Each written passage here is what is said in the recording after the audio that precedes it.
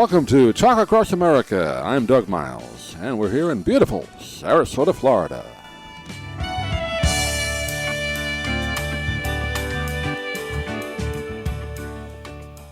Joining us now, a great pleasure to welcome on our Book Talk segment a woman who's written a very interesting book. I'm sure anybody out there who is a fan of cinema is going to be interested, but also a great story of her life as well. She's the daughter of the very famous actress Louise Rayner, and the book is called Scene from the Wings, Louise Rayner, My Mother, The Journey. We're joined today by Francesca Knittel Bowyer. She's out in Texas today, and she joined us by telephone, and we'll talk about the book for a few minutes. And Francesca, good to talk with you. How are you? Well, it's good to talk to you, Doug, and I'm doing very well. It's great, yeah. Congratulations, first of all, on the book. I know, when you write any kind of book, particularly, if it's kind of an autobiography about yourself or even, your family, you're writing about your mom, of course, as well. There's probably, you had some maybe second thoughts about doing it once you get into it, because it's probably not easy at times, right? Well, it was actually, it flowed very easily. It came out very easily, and I think the thrust of the book is a story that everybody can relate to. And I have found it from people who've read the book, who send me wonderful emails on it. It's a very human story. And, what I always say is, we're all made of the same cloth, but sometimes we paint those cloths in different colors. Right. So it doesn't matter where you come from, what's your background. We all are searching for our purpose in our life. And we climb mudslides sometimes. We reach peaks, and then we fall, and then we reach. It's a story where I'm trying to convey that no matter what, keep on going, take risks, open doors, because you will open the most wonderful doors. And if you don't, just chalk it up to a lesson learned.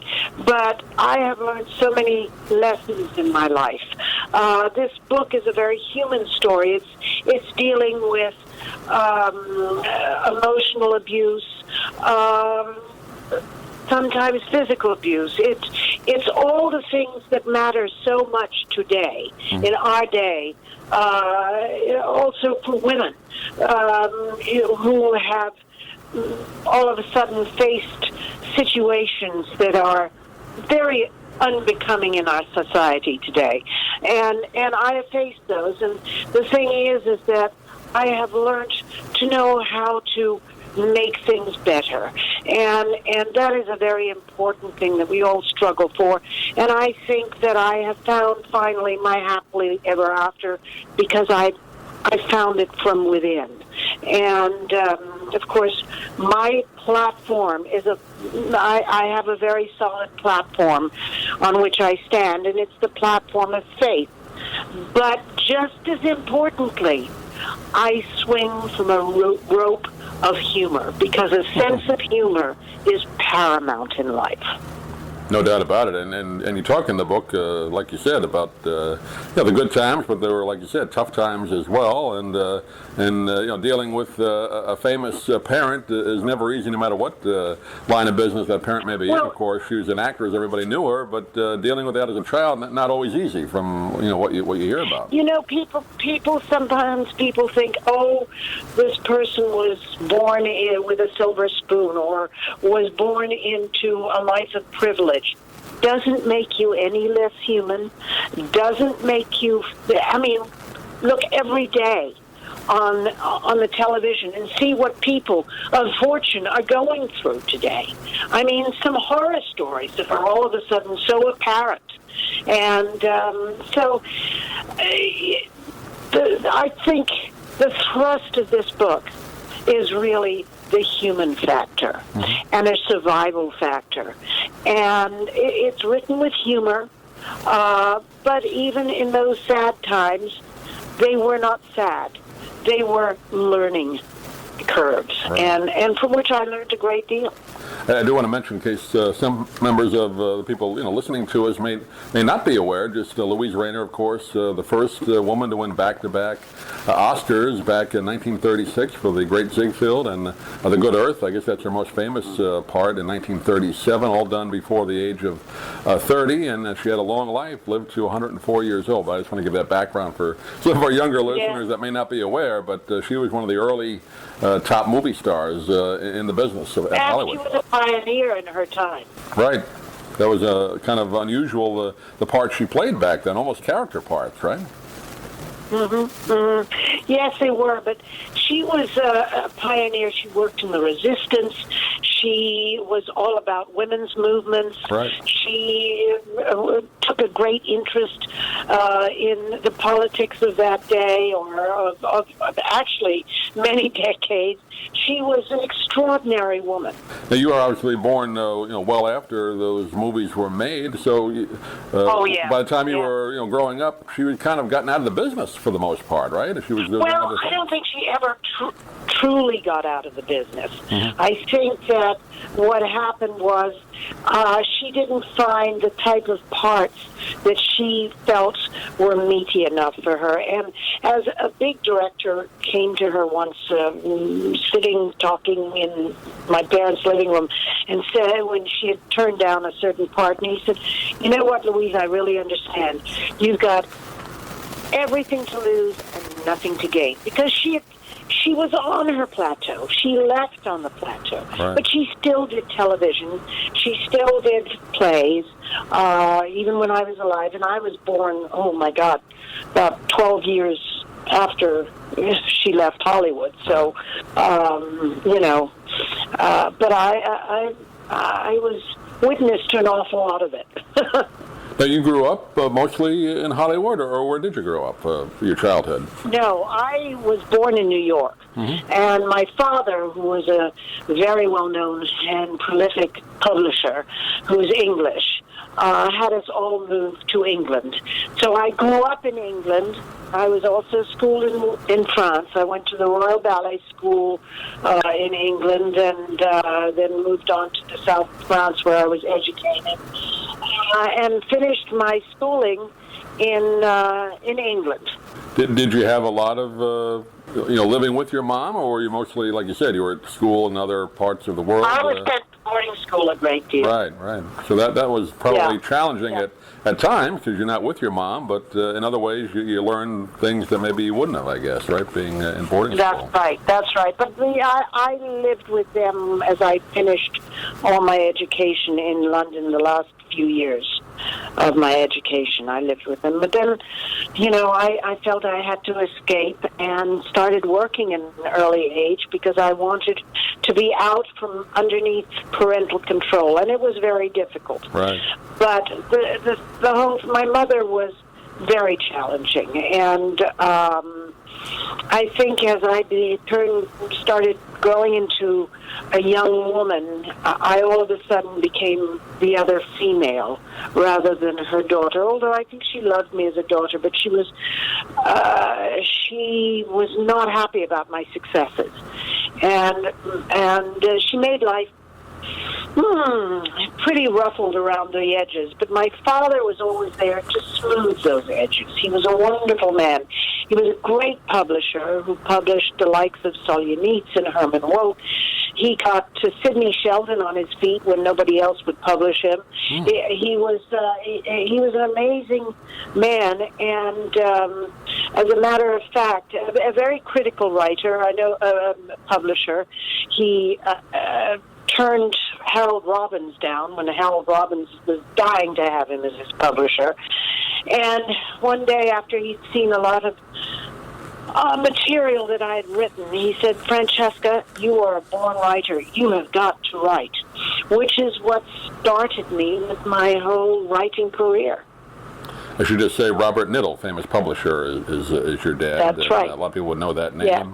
And so you really had, both parents so successful, so powerful in the industry. That is always from you hear other children of parents that have the same kind of famous parents. It can be a little intimidating, I guess, growing up. You have to find your own way, but like you said, it took you a while to do that, right?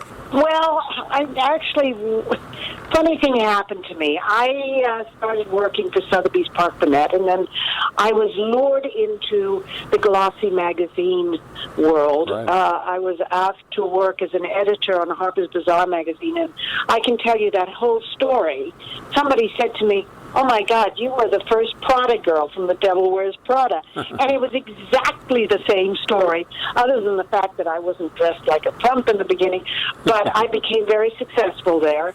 And then once I had achieved success in that environment, I decided to move to something else because I had to keep proving to myself that I could, rather than, as my mother always told me, I can't, Yeah. and I did. But interestingly enough, as you will find in this book, I married the personality of my mother, and I found the personality of my father in another man who really helped me through my marriage. My husband, my late husband now, was very difficult, but he was immensely attractive, very successful, very powerful man. I said once, he's everything every man wants to be and everything that every woman wants to have.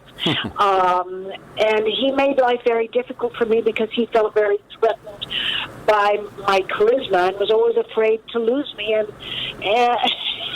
so then I had another man in my life who smoothed the edges and made me feel good about going back home, and we had a very strong relationship together, and it was an extraordinary, and it is an extraordinary story, how I juggled all of this.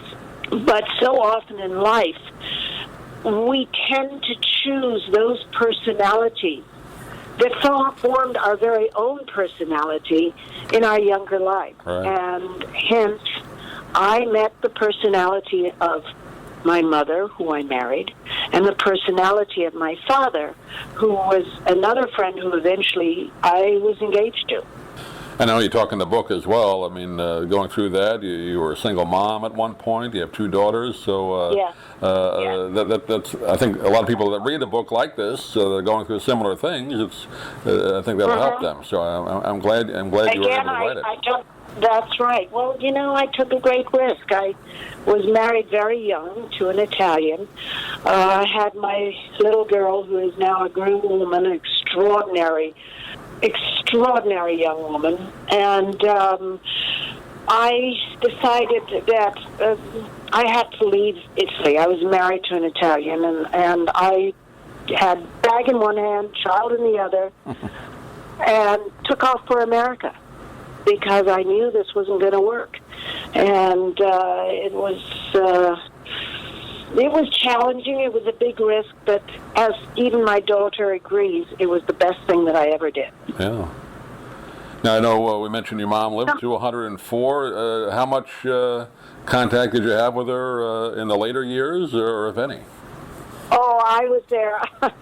I'll tell you, I was there so often that even the customs officers, when I arrived in London, said, "Oh, Mrs. Bowyer, how long are you staying with us?" I said, "I've been coming here far too often with all the millions of people you see every day." I would go there 4 or 5 times a year and stay with her, and I saw her to the end, and I did say to her, as when she became irresponsive, and I said to her, "Mommy, I will never let anybody forget you." Yeah. Did she mellow a little bit in her later years with you? Did the relationship cool? No, she became never much worse. Really? Oh, she became far worse. Yeah. Yes. But I was a threat, For some reason, she felt that I was another female threat who would take away her limelight. Yeah. And I had no reason to, no desire to, but this was what she made up her mind was my whole persona, and it was difficult because I just wanted to love her, and I climbed mudslides to make her proud of me. Yeah. It didn't work. Well, you've accomplished a lot, and you've done it. So you had something internally that helped you do it, Francesca. It was faith in God. It had to be, because I can't imagine living like that. That's tough. Yeah. So you did it. And a great sense of humor. Sense of humor pulls us through everything. I always say to my children, no matter how bad it gets in life, there will be a time when you look back on this with a story to tell, and maybe even possibly a smile on your face. Yeah. Well, we'll wrap up with this, but what do you hope the readers, maybe one or two things that they get out of the book, out of the story that you've told, that'll help them? Enjoyment, a lesson learned that every cloud does have a silver lining. Yeah. Seen from the Wings, And Louise Rainer, My Mother, The Journey is the name of the book. Go ahead, I just want to give the title again. No, I just hope they enjoy it. I think the worst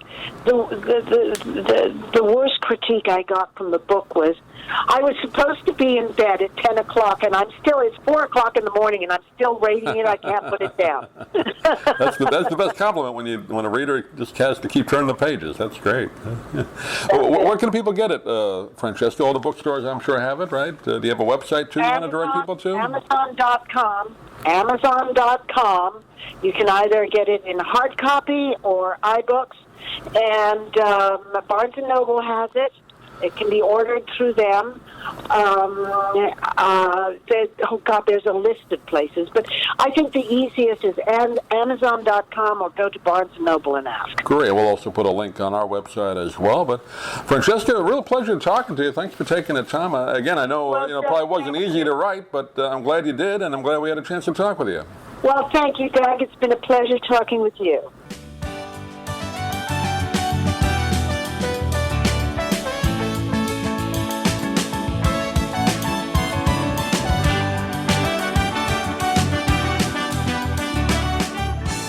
Thank you for joining us today on Talk Across America. Please visit our website at dougmilesmedia.com for more great interviews and content. And if you're interested in any of the books we talk about on the program, please click the Amazon link on our website. It helps support the podcast. Thanks for listening. We'll see you again real soon here from beautiful Sarasota, Florida.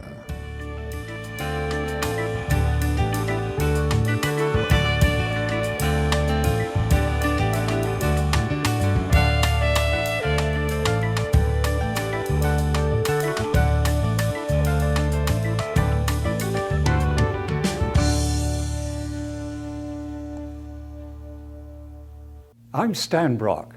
30 years ago, I formed Remote Area Medical to help people overseas. But then we found generations of families in America isolated by poverty from the health care they need.